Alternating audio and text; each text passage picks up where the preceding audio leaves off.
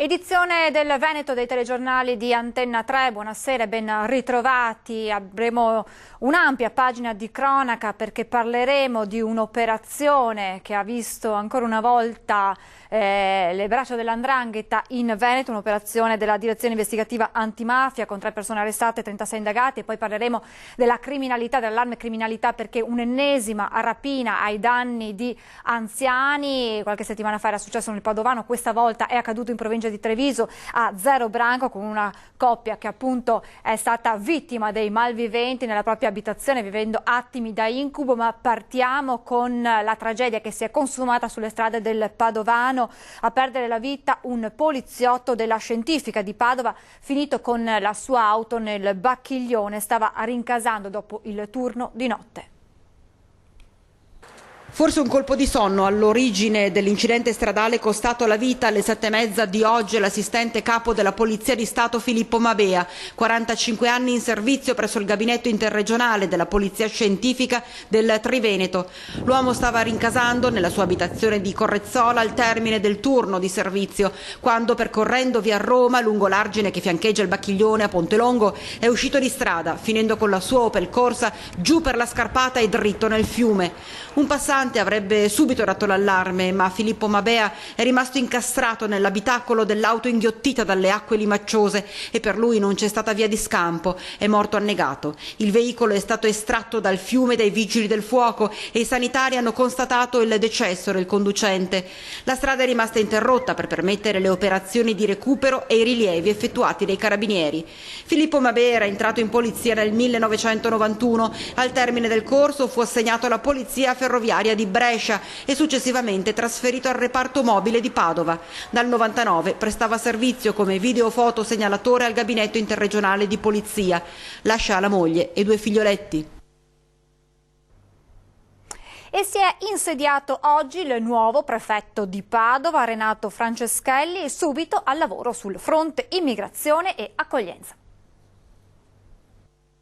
Tra i primi appuntamenti della sua agenda c'è quello importante il prossimo 22 febbraio con tutti i sindaci del Padovano, tema l'accoglienza dei profughi. Primo giorno da prefetto di Padova per Renato Franceschelli, 59 anni, napoletano, arriva in città e comincia subito con le questioni più spinose. Le grandi concentrazioni non vanno bene, dice, situazioni come la Prandina e Bagnoli vanno evitate. Personalmente penso che coinvolgendo tutti e soprattutto con piccoli numeri sia tutto più facilmente accettabile. Il prefetto ha annunciato che presto visiterà la ex base di San Siro. L'accoglienza diffusa è la strada migliore, spiega Franceschelli, ma serve la collaborazione di tutti, a partire proprio dai sindaci. A Padova, quando era in carica il sindaco Bitonci, questo non fu di certo facile. Gli screzi con l'ex prefetto impresa furono continui e portarono alla creazione del lab della Prandina in pieno centro.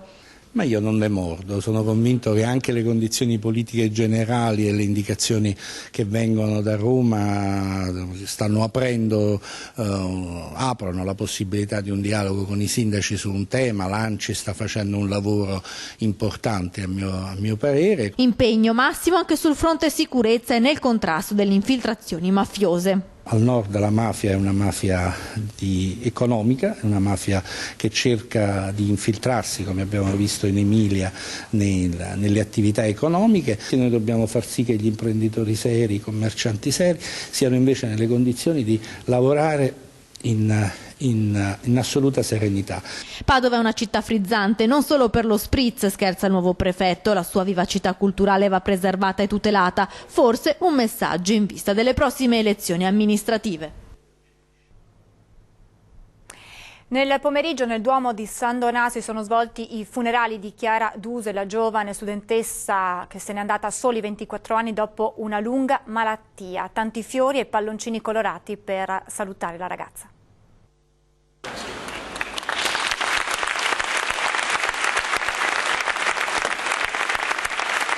Decine di palloncini colorati lasciati volare liberi verso il cielo per salutare Chiara Duse nel suo viaggio, per strappare tra le lacrime un sorriso, quel sorriso che non ha mai abbandonato la giovane studentessa nemmeno durante i lunghi anni della malattia.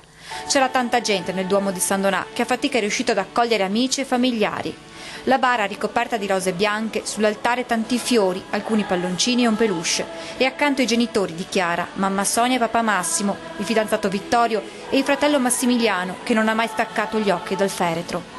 All'inizio della funzione il parroco ha letto 2 commoventi lettere, quella delle amiche di sempre, Benedetta, Alice e Francesca. Non ci va di essere tristi perché non lo siamo mai stati quando eravamo insieme. E dopo tutto lo siamo ancora, Chiara. Poi il messaggio dello zio. Per chi ha avuto il dono di conoscerti, nessuno potrà mai dimenticarti. Grazie, Chiara, di essere esistita e per l'amore che ci hai dato. Durante l'omelia è stata ricordata la bellezza di Chiara, quella visibile e quella più nascosta, intima, che l'ha accompagnata durante la malattia, perché, ha detto il parroco, la sua vita non è stata solo la malattia. Lo testimoniano le amiche, Valerio, il suo fidanzato che le aveva chiesto di sposarla, ed è sempre stato con fedeltà al suo fianco. Chiara amava cantare, era considerata una promessa della musica.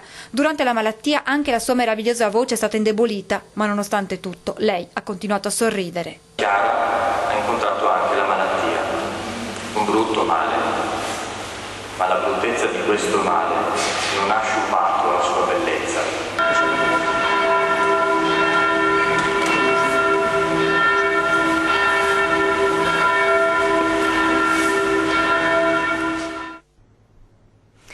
Ed ora andiamo a Belluno, dove oggi è arrivato il presidente della Regione Veneto, Luca Zaia, per inaugurare la prima smart card nominativa Unica Veneto, una tessera unica per i viaggiatori di Trenitalia e Dolomiti Bus. In occasione il governatore ha parlato anche della bocciatura da parte del Consiglio dei Ministri della proposta di legge regionale sul Veneto come minoranza nazionale. Mi sembra evidente, i veneti si esprimeranno con un referendum che sarà la pietra miliare per partire per un percorso virtuoso di richiesta di modifica della Costituzione, visto e considerato ci metteremo mesi, anni, ma comunque noi vogliamo che il Veneto sia autonomo come Trento e Bolzano. Così il governatore Luca Zaia ha risposto alla polemica riguardo allo stop del governo alla legge della regione che definiva il popolo veneto una minoranza nazionale con relativi diritti stabiliti dalla Convenzione del Consiglio d'Europa. Il fermo del Consiglio dei Ministri, che ha deciso di impugnare la norma ritenuta violare la Costituzione italiana, non intimidisce Zaia. Voglio ricordare che questo governo ci ha impugnato anche il referendum per l'autonomia e la Corte Costituzionale poi ha dato ragione a noi. Il presidente oggi a Belluno ha poi annunciato la nascita della Smart Card Unica Veneto. La nostra è la prima regione in cui viene attivata la tessera che consente di viaggiare con intermodalità semplice. La card può caricare tutti gli abbonamenti regionali e interregionali di Trenitalia, un progetto partito con Dolomiti Bus, ma che la regione intende allargare. Cambierà totalmente il modo di viaggiare dei pendolari all'interno della regione Veneto. È un progetto di integrazione sicuramente ambizioso che contiamo di partiamo oggi da Belluno per il suo inizio e lo estenderemo nei prossimi mesi anche alle altre province. Sul fronte di sicurezza a bordo dei treni, dopo i ripetuti casi di aggressioni anche recentemente, il governatore lancia la sua idea. Videosorveglianza necessaria, io direi che anche i militari nei treni non starebbero male e anche perché dobbiamo difendere i viaggiatori e i lavoratori. Ed ora la vicenda di Isabel, la donna bloccata in Brasile per colpa delle violente manifestazioni di protesta. Ora è pronta a riabbracciare il marito a Belluno, questa sera dopo le 23 il volo di rientro. Segnali di speranza arrivano dal Brasile per il ritorno di Isabel. La italo-brasiliana bloccata da più di 12 giorni nella casa della madre a Vittoria. Il marito Mario Mastellotto ha ricevuto un messaggio da sua moglie proprio questa mattina. Qualcosa si sta muovendo. Lei ha sentito sua moglie al telefono? Al telefono no, mi ha mandato un messaggio 40 minuti fa. Cosa le diceva? Le diceva che appunto si sta normalizzando, perlomeno c'è del movimento. Quindi io prego in Dio che tutto vada per il meglio, insomma. È speranzoso? Sono molto speranzoso, sì. Lo sciopero della polizia è terminato e la sicurezza sembra tornare alla normalità. È probabile che Isabel possa partire oggi alle 18:50 ora locale, le 22:50 in Italia. Oggi partirà. Altrimenti domani? No, altrimenti non si sa, bisogna rifare il volo perché sennò scade il biglietto. Sembrerebbe che la polizia stia riprendendo il servizio e quindi si stia un po' migliorando. C'è molto movimento, quindi anche la gente si sta già muovendo di casa per necessità alimentari e riprendere un po' la vita normale. Senta, sua moglie forse verrà scortata fino in aeroporto, da chi? Beh, se la situazione va migliorando non ci sarà più bisogno di scortarla, se no probabilmente c'è un gruppo delle polizie, associazione polizie internazionali che scorterà la moglie. Su incarico della Farnesina? No, incarico tutto privato.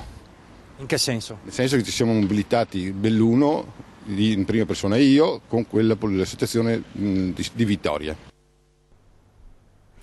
Ed ora la scomparsa del grande compositore e musicista Giusto Pio, protagonista della musica a fianco per tanti anni di Franco Battiato, che è morto a 91 anni a Castelfranco.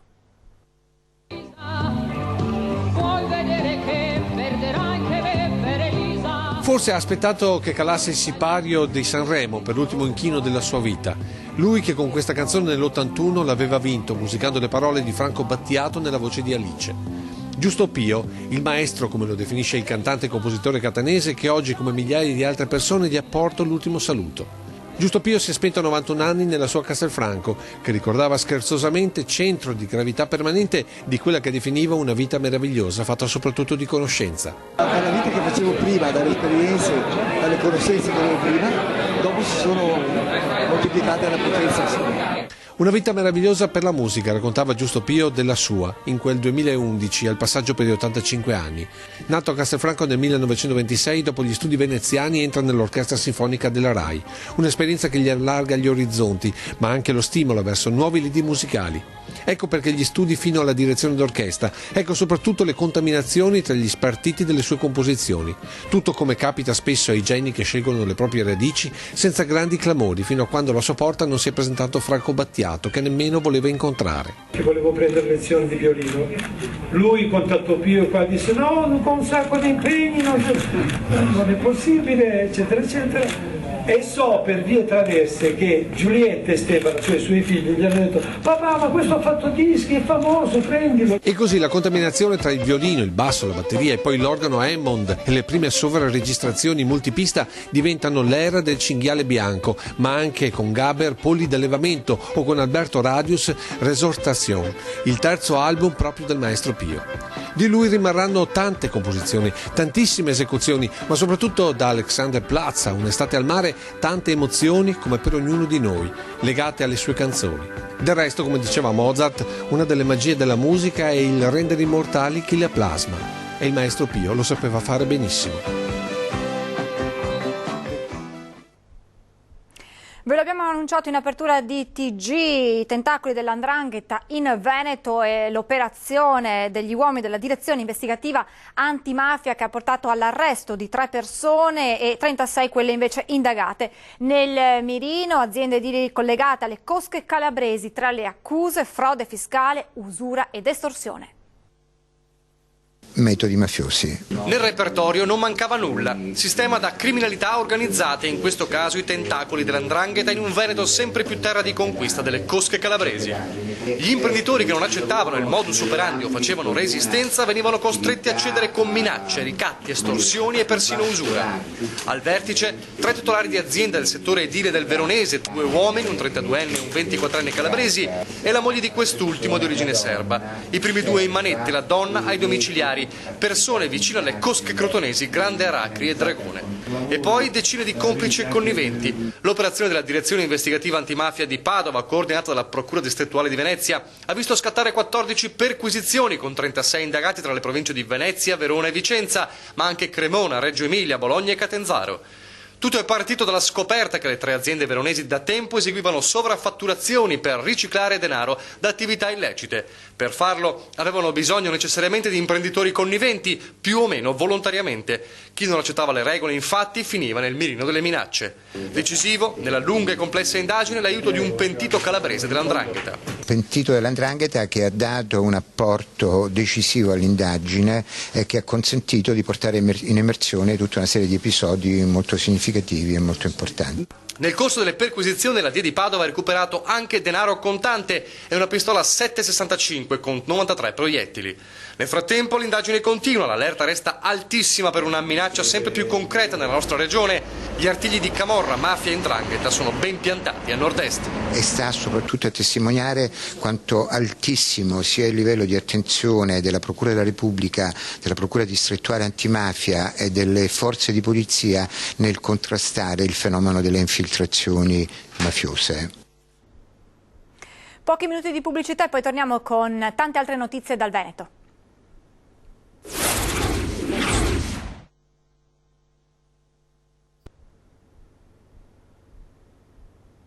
Rieccoci in diretta con l'edizione veneta del nostro telegiornale. Parliamo dell'aggressione ai danni della dirigenza dell'Hellas Verona alla vigilia della partita che i gialloblu hanno disputato ad Avellino.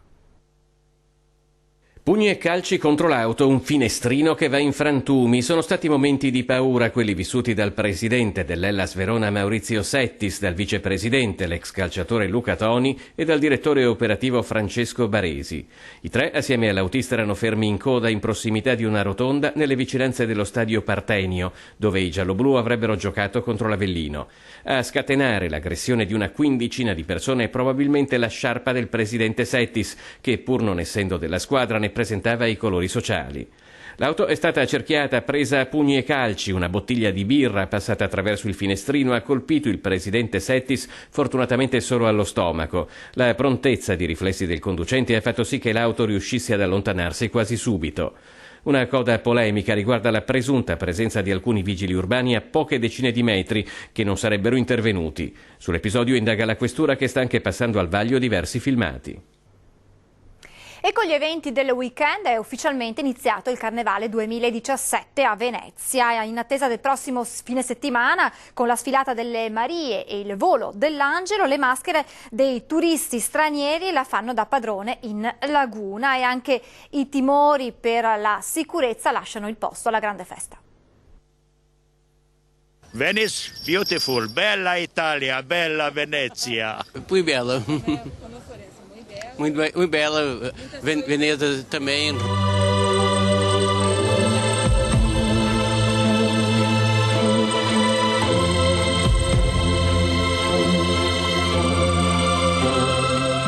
Prima la suggestione dei giochi di luce nella laguna notturna, le prese con la grande festa di Venezia sull'acqua, apertura ufficiale del weekend con acrobazie e colori lungo il Rio di Cannareggio. Poi il corteo di un centinaio di barche vestite a festa per lo svolo della Pantegana, un altro evento nel centro storico che dà il benvenuto al Carnevale 2017.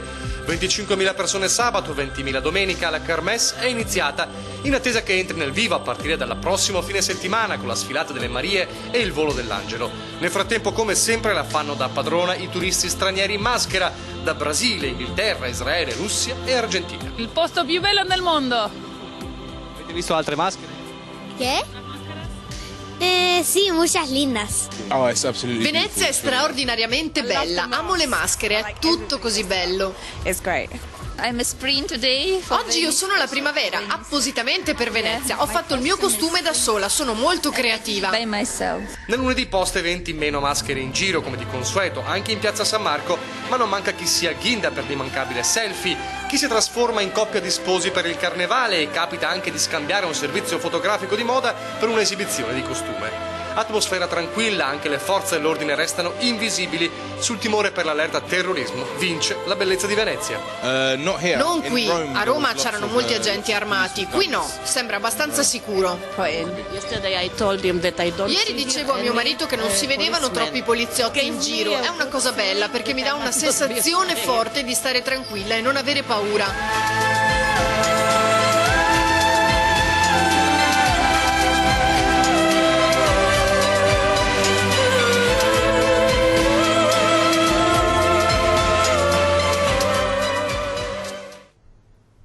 Dalla festa del Carnevale a quella degli innamorati, alla vigilia del 14 febbraio siamo andati a sentire se i padovani sono pronti per festeggiare San Valentino. Ho un orsacchiotto gigante, no dai, a parte gli scherzi, penso solito di tradizione, cioccolatine e un mazzo di rose, penso. No, non ho comprato niente ancora. Qualcuno è pronto, qualcuno no. 13 febbraio, vigilia di San Valentino, in giro per Padova alla ricerca del regalo giusto per la propria metà. Stranieri o italiani, in molti però sono impreparati. No, todavía no, pero lo voy a comprar. No. Ma sai che è domani? Sì, lo so.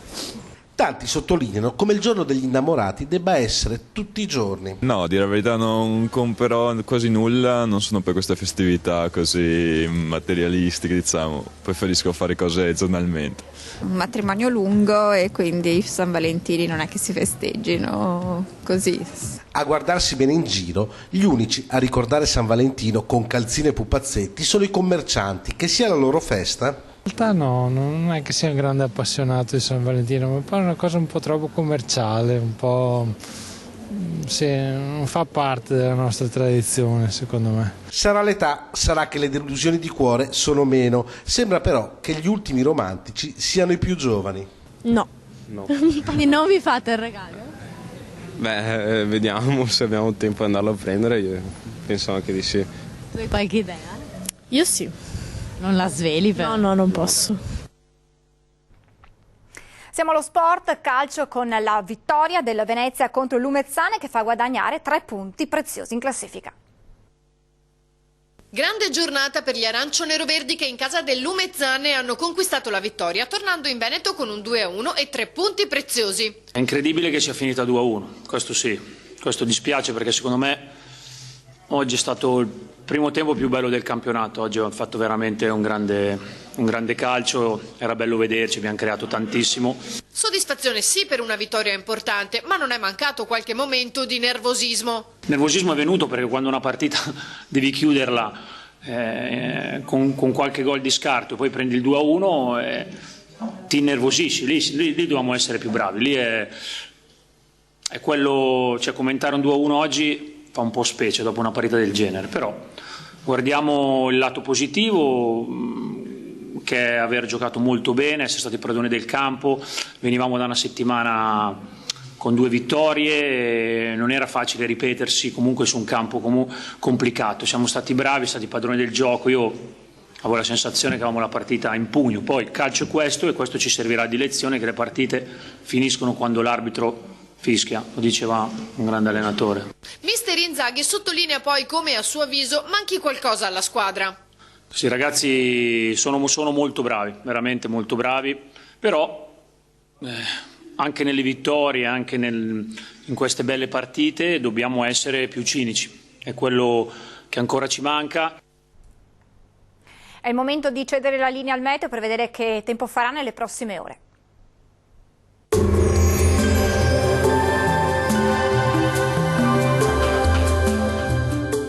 Futura Serramenti, i tuoi serramenti in PVC, la massima qualità inalterata nel tempo. Ti aspettiamo nella nuova sede fronte strada statale Noalese a Quinto di Treviso.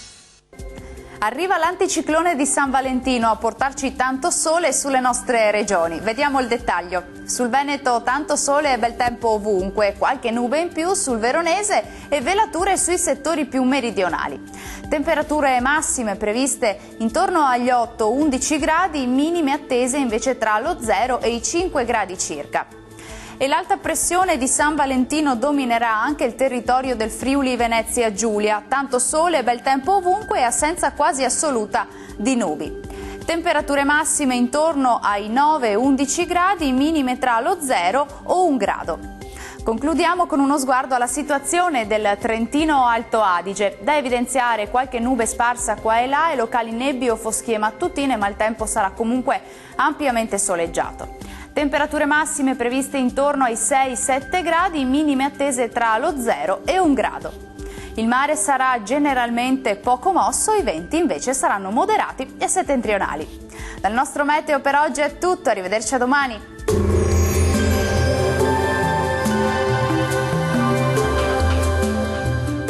Futura Serramenti, i tuoi serramenti in PVC, la massima qualità inalterata nel tempo. Ti aspettiamo nella nuova sede fronte strada statale Noalese a Quinto di Treviso.